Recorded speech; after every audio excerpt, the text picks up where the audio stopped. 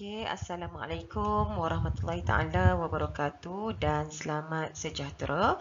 Untuk hari ini saya akan menerangkan sedikit tentang pelaksanaan tugasan 1 dan 2 bagi kursus DUA 20032 DSB dan 20062 bagi program-program lainlah. Okey. Baik, ini adalah perkara yang akan saya bincangkan selepas ini. So, kita akan pergi satu persatulah. Okey, kita mulakan dengan abstrak. Okey, untuk abstrak ni adalah abstrak ni sebenarnya adalah perkara terakhir yang kita akan buat selepas kesimpulan. Maknanya bila dah siap semua sekali sampai kesimpulan, barulah kita kembali semula kepada abstrak. Walaupun abstrak ni diduduk depan sekali, tapi bukan bermakna kita kena buat permulaan. Tidak. Sebab abstrak ni adalah rumusan keseluruhan. Bila orang baca abstrak tu, orang faham apa sebenarnya kajian yang kita nak buat. Dan abstrak ni dia tak panjang. Dia antara 50 ke 100 patah perkataan sahaja.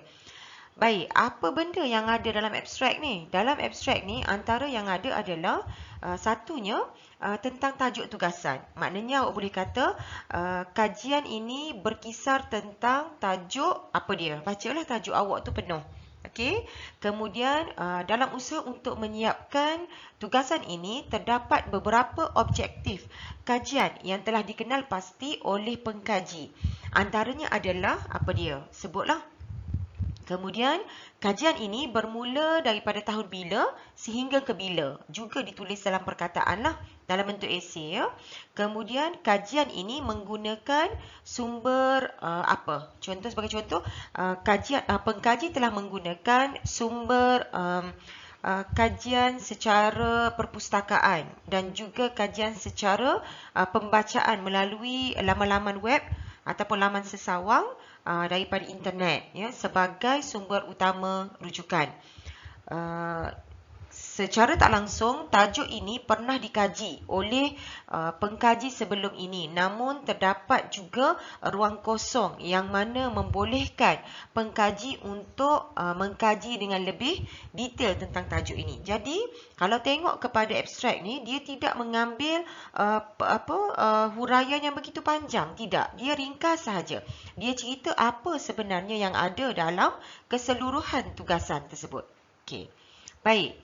Yang kedua, baik, ini adalah perkara yang akan saya bincangkan selepas ini. So, kita akan pergi satu persatulah. Adalah pengenalan. Okey, pengenalan ni adalah 1.0. Dalam pengenalan ni, kita akan cerita sedikit. Ramai orang tanya, pengenalan ni nak letak apa, Puan? Okey, untuk bahagian pengenalan ni, kita akan letak... Ni bahagian pengenalan ya. Untuk bahagian pengenalan ni, biasanya kita akan ceritakan secara ringkas latar belakang yang berkait dengan tajuk. Okey, apa yang cuba nak disampaikan? Sebagai contoh kita kata, tajuk yang pertama berkait dengan pertubuhan parti-parti politik di Tanah Melayu sebelum merdeka kan. Jadi, pengenalannya mungkin kita boleh cerita tentang kewujudan parti-parti politik. Sebelum negara mencapai kemerdekaan, terdapat pelbagai pertubuhan parti-parti politik sama ada yang telah disahkan oleh kerajaan British ataupun yang bergerak secara underground ataupun secara di belakang tabir. Dan kebanyakan daripada pertubuhan-pertubuhan ini sebenarnya mewakili setiap komuniti ataupun setiap masyarakat. Itu contohlah ya, ceritakan secara ringkas.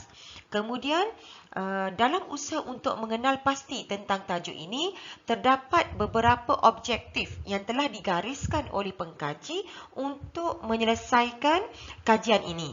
Dan bila mana kita sebut tentang objektif kajian untuk tugasan, dia memang tak boleh lebih dari 3. 3 tu dah banyak sebenarnya.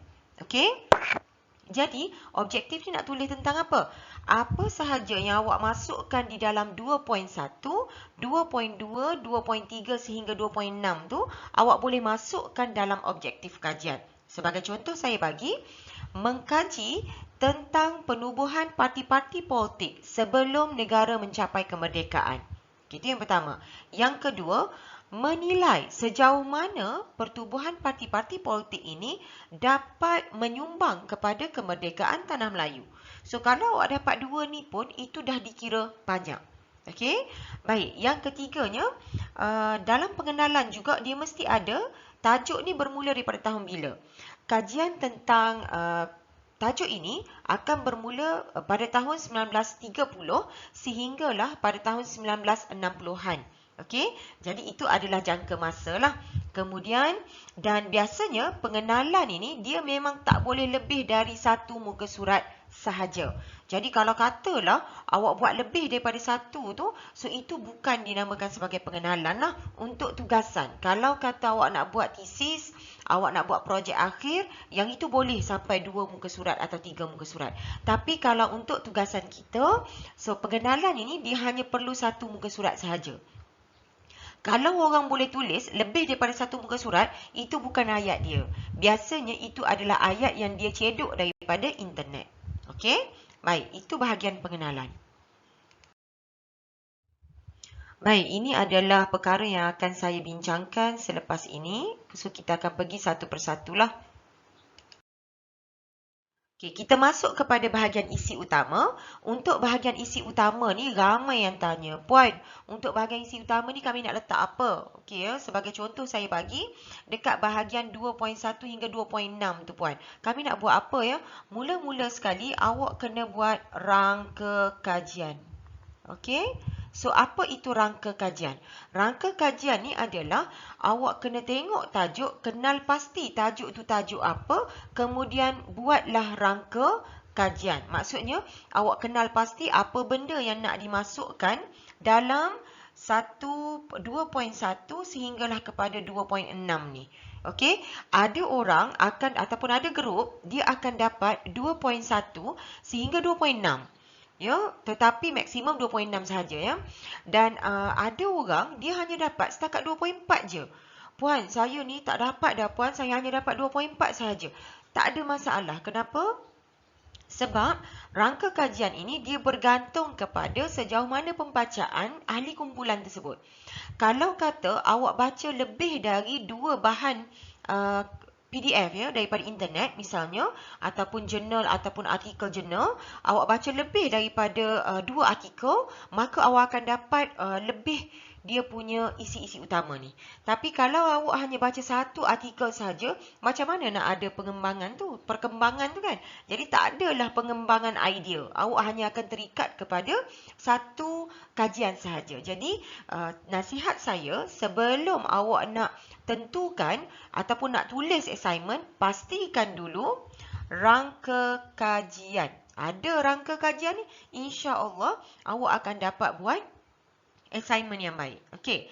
Kemudian yang ketiga, semua ya bermula daripada 2.1 ni sampailah kepada 2.6, semuanya mesti dalam bentuk ayat dan juga perenggan. Macam awak tengok dalam template yang saya dah sertakan sekali dalam lembaran assignment MS Team. So tengok dekat situ, so saya dah letakkan perenggan 1, perenggan 2, perenggan 3 dan seterusnya. Jadi dia mesti dalam bentuk perenggan.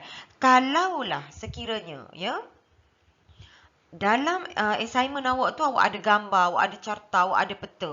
Semua tu awak mesti letakkan di bahagian lampiran. Jangan sekali-kali awak letakkan terus gambar ke carta ke peta ke ataupun jadual ke dalam assignment yang bertulis bermula daripada 2.1 sehingga 2.6. Kenapa? Sebab bermula 2.1 sehingga 2.6 ini semuanya mesti dalam bentuk ayat. Okey? Baik, yang last sekali adalah biasanya boleh dapatkan idea untuk membina ataupun nak mengembangkan idea ni biasanya adalah melalui jurnal dan juga artikel online. Kalau tak baca online memang awak tak akan dapat idea-idea yang bernas lah untuk awak kembangkan lagi assignment tersebut. Okey. Baik, yang seterusnya. Baik, ini adalah perkara yang akan saya bincangkan selepas ini. So, kita akan pergi satu persatu lah. Okey, 3.0 ni adalah isu berkaitan tajuk. Okey ya. Ramai tanya, Puan, kami ni nak cari isu apa Puan? Kalau katalah tentang parti politik sebelum merdeka tu, isu apa yang kami ada Puan? Okey, saya hanya perlukan Okey ya. So saya hanya perlukan satu isu sahaja. Okey, satu isu bersamaan dengan satu muka surat. Dan dalam isu tersebut, ya perkara yang perlu ada satunya adalah latar belakang isu. Yang keduanya, kenapa isu itu berlaku? Ada kesan tak isu itu kepada masyarakat dan negara? Dan isu itu selesai ke tidak? Baik, kalau awak yang buat tajuk yang pertama, pertubuhan parti-parti politik di tanah Melayu sebelum merdeka, jadi awak akan kata, isu apa yang saya ada ni puan? Okey, sebelum merdeka kita ada gabungan, betul tak? Perikatan adalah gabungan daripada UMNO, MIC, MCA. Itu adalah parti-parti yang menyumbang kepada kemerdekaan tanah Melayu. Sekarang ni ada tak parti politik yang bergabung sehingga membentuk satu parti yang besar? Kalau ada, boleh ambil contoh parti tersebut dan boleh awak cerita tentang apa isu yang terdapat dalam parti tersebut. Ya, so boleh dijadikan sebagai awak punya assignment lah, okey, menggunakan isu semasa, tak semestinya isu sebelum merdeka. Okey, seterusnya. Baik, ini adalah perkara yang akan saya bincangkan selepas ini. So kita akan pergi satu persatu lah. Adalah 4.0. 4.0 ni adalah pendapat penulis. Pendapat penulis ni, kalau awak 4 orang, so awak akan ada pendapat sebanyak 4 muka surat. Satu pendapat adalah satu muka surat. Okey? Dan macam mana cara nak tulis? Boleh tengok template yang saya dah bagi. Baik, pendapat ni dia mesti secara individu. Mengikut bilangan ahli kumpulan lah. Kalau kata ada 4, so 4 lah pendapat. Kalau kata ada 3 orang, so 3 lah pendapat. Kalau kata ada 2 orang, so 2 muka surat lah. Sebab ada 2 pendapat. Okay? Dan pendapat ni dia boleh datang dari pandangan sendiri. Okay? Tetapi perlu relevan dan tidak boleh tanpa fakta yang jelas. Maknanya, awak boleh untuk memberikan pendapat, tetapi pendapat awak tu perlu disokong oleh sesuatu fakta. Dia tak boleh bila kita bagi pendapat atas angin ataupun orang yang bercakap di kedai kopi. Tak boleh. Kenapa? Kita adalah ahli akademik, kita adalah membuat penulisan akademik. Bila buat penulisan akademik, kita punya pandangan dan pendapat, dia mestilah berlapis ataupun bersekali dengan fakta yang jelaslah berkenaan dengan tajuk tersebut. Okey, dan pendapat ni dia boleh hadir daripada kesan sama ada masa kini atau boleh atau pada masa tersebut. Ya, kalau kata contoh awak buat tajuk sebelum merdeka, jadi awak nak tengok ataupun pandangan awak adalah di zaman sebelum merdeka, boleh, tak ada masalah. Namun, kalau awak rasa macam saya nak bagi juga pandangan pada masa kini, jadi awak bagilah dengan ahli kumpulan. Kalau kata awak ada 3 orang ahli kumpulan, seorang akan melihat pertubuhan parti politik sebelum merdeka. Seorang akan lihat pertubuhan parti politik pasca di masa kemerdekaan. Dan seorang lagi akan tengok penubuhan parti politik pada masa kini. Jadi, benda-benda ni yang akan menyumbang kepada pendapat penulis. Pendapat penulis ni juga, dia tak boleh sama daripada setiap orang ahli. Namun, bila awak nak buat pendapat penulis, awak kena bincang. Duduk bersama dan cuba agihkan mengikut individu. Contohnya, A akan buat sehingga bila, B akan buat sehingga bila, dan C akan buat sehingga bila. Jadi, barulah pendapat penulis yang ada dalam kumpulan awak tu, dia tak melompat-lompat. Dia akan nampak macam benda tu jalan dengan sekata je. Okey? Dan awak boleh dapatkan idea melalui pembacaan di Google lah. Okey, kalau awak rasa macam awak nak dapatkan pembacaan daripada Google, so boleh Google. Sama ada nak gunakan Google Scholar. Saya sangat syorkan awak gunakan Google Scholar. Sebab dalam Google Scholar, orang yang menulis tu adalah orang yang kita tahu sejauh mana hasil penulisannya. Kalau awak cari dekat Blogspot ataupun cari dekat Wikipedia misalnya, jadi dekat situ kadang-kadang dia punya idea tu sangat terhad. Okey? Baik, dan last sekali. Baik, ini adalah perkara yang akan saya bincangkan selepas ini. So, kita akan pergi satu persatu lah. Adalah kesimpulan. Kesimpulan ni adalah rumusan secara keseluruhan tentang topik tugasan. Okey, so rumusan keseluruhan ni awak boleh ambil cedok daripada pendapat-pendapat kawan-kawan yang ada dan pandangan secara menyeluruh melihat topik tu dengan mengambil kira keadaan masa kini. Ya, jangan hanya tengok pada masa lampau semata-mata lah. Dan biasanya maksimumnya adalah 3/4 dan tak boleh lebih daripada 1 muka surat untuk kesimpulan. Okey?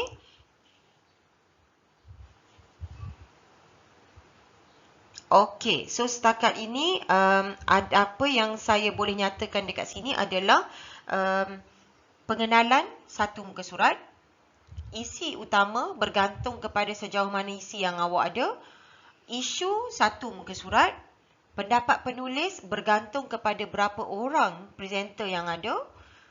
Kesimpulan 1 muka surat. Lampiran. Okey ya, so lampiran ni biasanya lampiran baik, ini adalah perkara yang akan saya bincangkan selepas ini. So, kita akan pergi satu persatu lah. Kita akan letak 10 contoh ya untuk bahagian lampiran ni. Gambar, carta, peta, awak print screen daripada artikel ataupun jurnal. Boleh tengok contoh yang saya bagi dalam template. Dan setiap apa yang awak sediakan ini, dia mesti ada sumber. Okey. Maksudnya dekat sini, okey, ni adalah lampiran awak. Di bawah ni dia mesti ada sumber. Dan sumber ni, dia boleh hadir daripada URL, okey, copy URL daripada internet. Ataupun daripada, kalau kata contoh, buku, so tulislah buku-buku apa yang awak guna. Kalau kata akhbar apa yang guna, tulis di bawah setiap gambar ataupun carta ataupun peta ataupun yang awak dah print screen daripada artikel tersebut. Okey, itu untuk bahagian lampiran.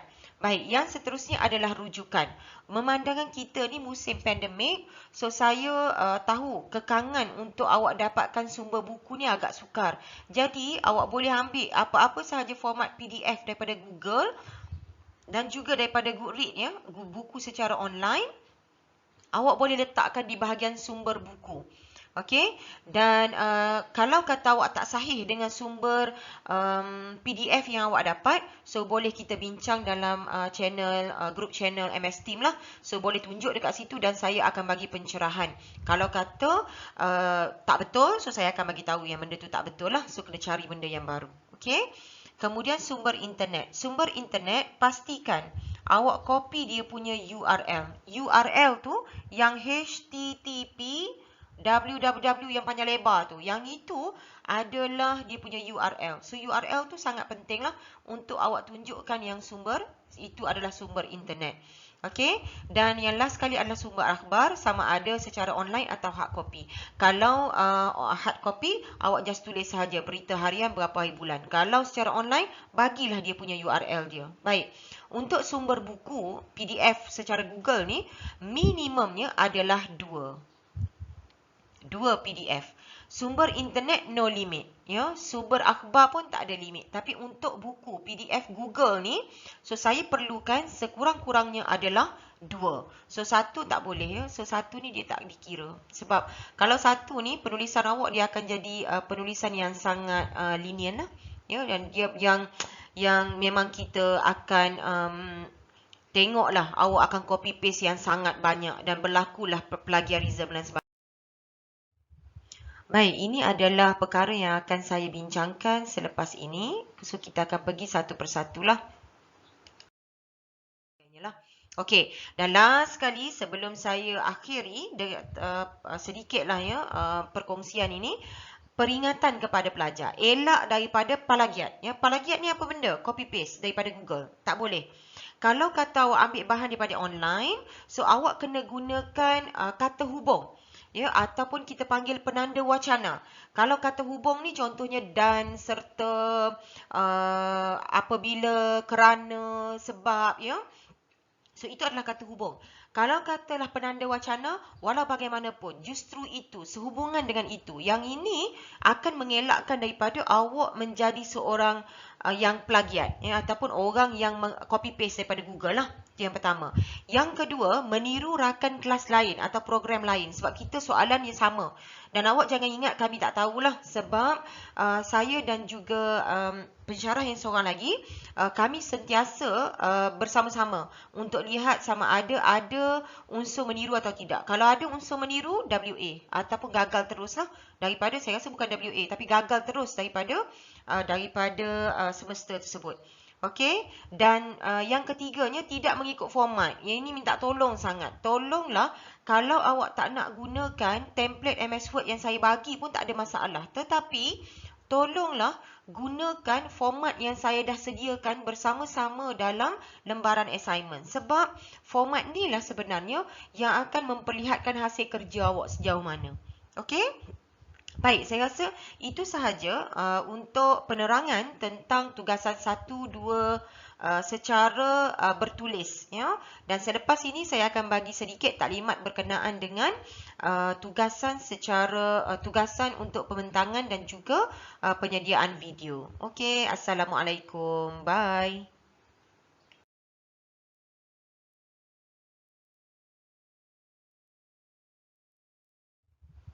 Baik, ini adalah perkara yang akan saya bincangkan selepas ini. So, kita akan pergi satu persatu lah.